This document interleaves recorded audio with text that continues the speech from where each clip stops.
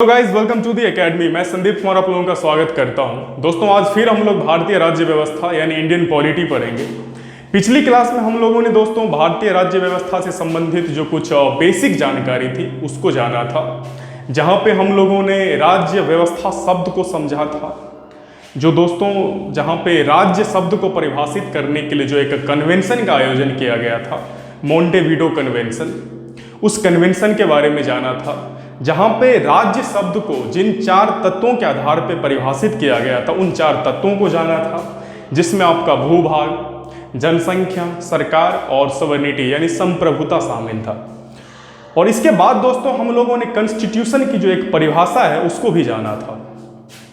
Constitution की परिभाषा के बाद दोस्तों हम लोगों ने कॉन्स्टिट्यूशन को 2 आधार पे बांटा था कॉन्स्टिट्यूशन के टाइप से यानी उसके प्रकार को समझने के लिए, जिसमें जो एक आधार था वो आपका based on nature of document यानी दस्तावेज के प्रकृति के आधार पे, और दूसरा जो प्रकार था दोस्तों वो आपका पॉलिटी के आधार पे यानी based on nature of polity था।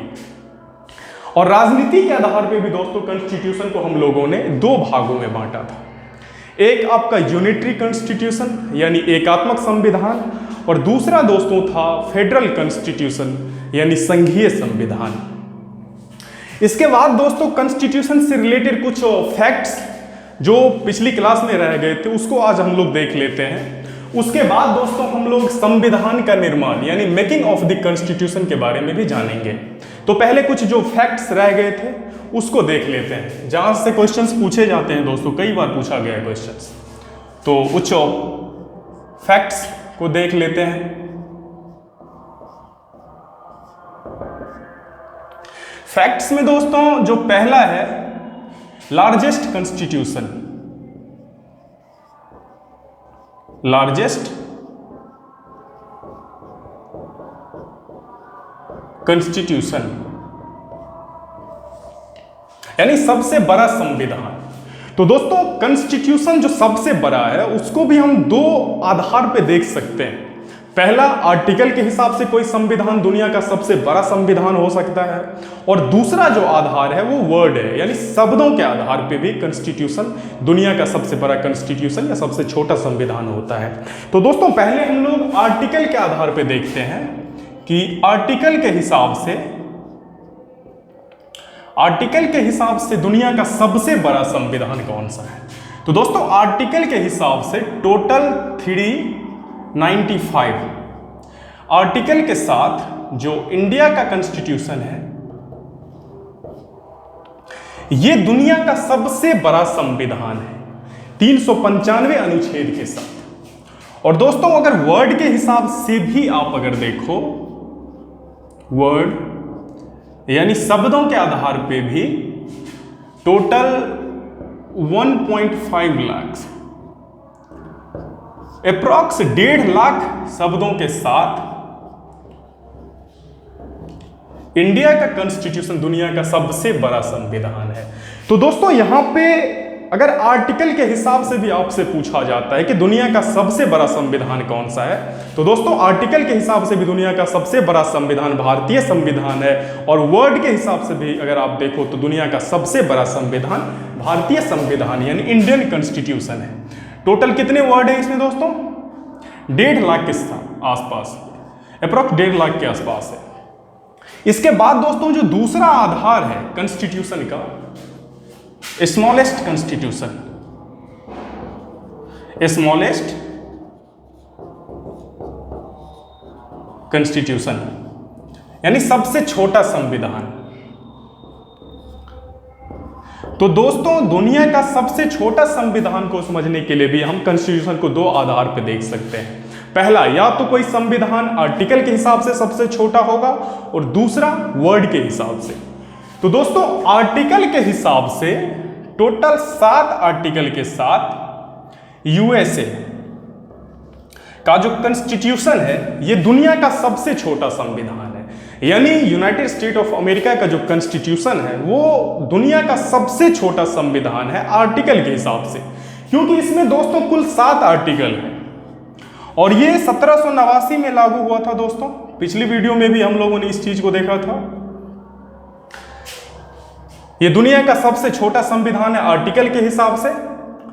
और दूसरा दोस्तों आता है वर्ड के हिसाब से। वर्ड्स के हिसाब से दोस्तों दुनिया का सबसे छोटा संविधान मोनाको का है।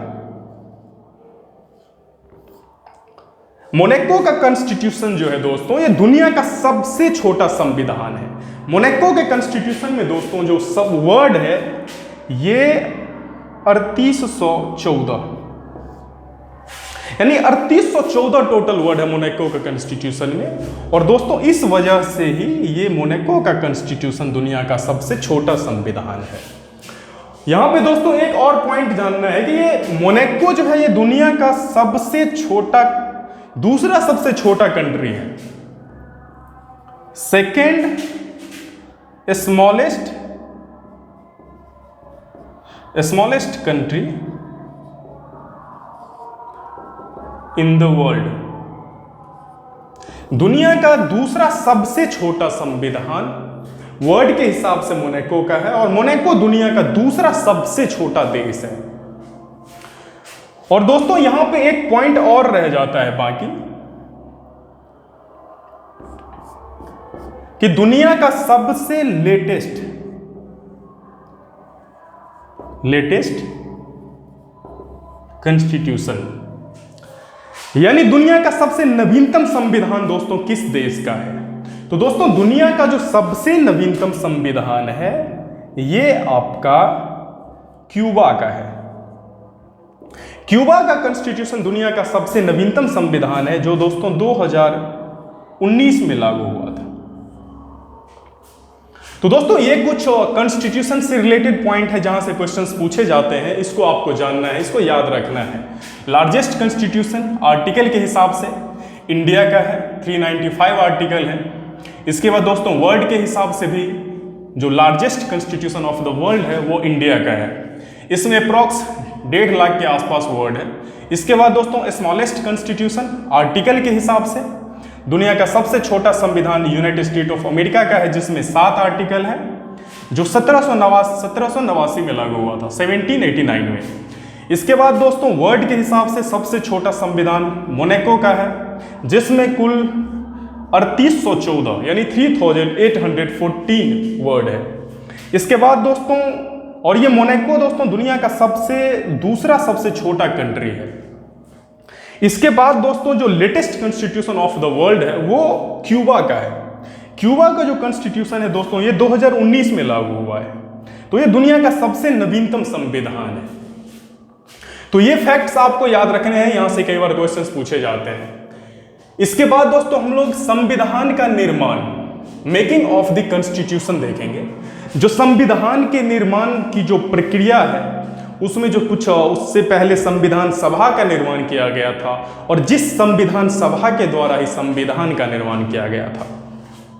तो दोस्तों इसको देखते हैं। 1934 में फर्स्ट टाइम M.N. रॉय, जो वामपंथी के जो एक प्रखर नेता या ज्ञाता माने जाते हैं, M.N. रॉय के द्वारा पहली बार फर्स्ट टाइम संविधान सभा यानी कॉन्स्टिट्यूएंट असेंबली की औपचारिक मांग की गई।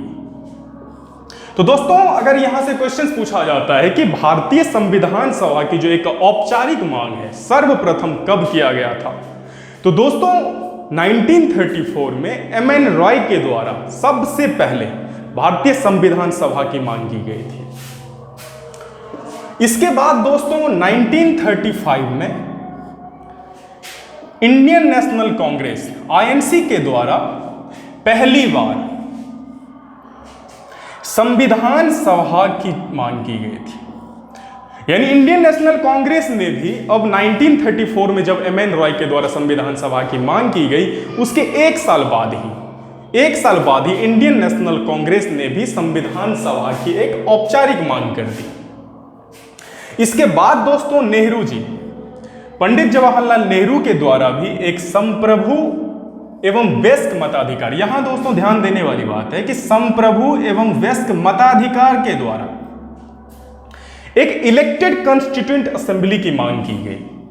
तो दोस्तों पहली बार, ये यहां पे एक पॉइंट है जो आपको याद करना है कि पहली बार जो एक निर्वाचित संविधान सभा की मांग की गई थी वो पंडित जवाहरलाल नेहरू के द्वारा किया गया था 1936 में।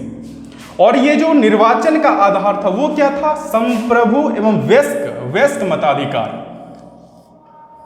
व्यस्क मताधिकार के द्वारा जो एक कॉन्स्टिट्यूएंट असेंबली का निर्माण किया जाता, इसकी मांग पंडित जवाहरलाल नेहरू ने 1936 में की। इसके बाद दोस्तों जो अब तक ब्रिटेन के द्वारा संविधान सभा के ऊपर किसी भी प्रकार का कोई रिएक्ट नहीं हो रहा था, वो सबसे पहले 1940 में अगस्त प्रस्ताव के द्वारा पहली बार ब्रिटेन ने संविधान सभा की मांग को स्वीकारी। तो दोस्तों पहली बार ब्रिटेन ने कब संविधान सभा की मांग को स्वीकारा? तो दोस्तों ये 1940 यानी 1940 में ब्रिटेन ने सबसे पहले संविधान सभा की मांग को स्वीकारी। और इसके 2 साल बाद 1942 में क्रिप्स मिशन के द्वारा संविधान सभा की मांग को स्वीकारी गई। लेकिन दोस्तों क्या हुआ कि 1942 में जो क्रिप्स मिशन के द्वारा ब्रिटेन ने संविधान सभा की मांग को स्वीकारा और संविधान सभा की निर्माण को लेकर के एग्री किया कि ये संविधान सभा का निर्माण होना चाहिए। तो दोस्तों यहां पे भारतीय राष्ट्रीय कांग्रेस, इंडियन नेशनल कांग्रेस और मुस्लिम लीग के बीच सहमति नहीं बन पाई। मुस्लिम लीग इस चीज का विरोध कर रहे थे, जिस वजह से दोस्तों ये भी क्रिप्स मिशन भी फेल रहा, अगस्त प्रस्ताव भी फेल रहा। इसके बाद दोस्तों 1942 के 4 साल बाद, आफ्टर 4 ईयर 1946 में 1946 में कैबिनेट मिशन के द्वारा संविधान सभा का गठन हुआ। तो दोस्तों यहां पे जो कैबिनेट मिशन है इसी को हम लोग नेक्स्ट क्लास में डिटेल में पढ़ेंगे कि किस तरह से कैबिनेट मिशन भारत आता है और किस तरह से कैबिनेट मिशन के द्वारा भारतीय संविधान सभा का निर्माण किया जाता है। और वही संविधान सभा यानी कॉन्स्टिट्यूएंट असेंबली आगे चलकर भारतीय संविधान का निर्माण करेंगे और जिस कॉन्स्टिट्यूशन के आधार पे आज हम लोगों का देश चलता है। तो दोस्तों नेक्स्ट क्लास में हम लोग यही कैबिनेट मिशन को समझेंगे जो 1946 में आया था भारत और जिसके द्वारा ही संविधान सभा का निर्माण किया जाएगा। तो दोस्तों यहां से क्वेश्चंस जो आते हैं वो इस तरह से होते हैं कि किस मिशन के द्वारा यानी किस मिशन के द्वारा भारतीय संविधान सभा का निर्माण किया गया।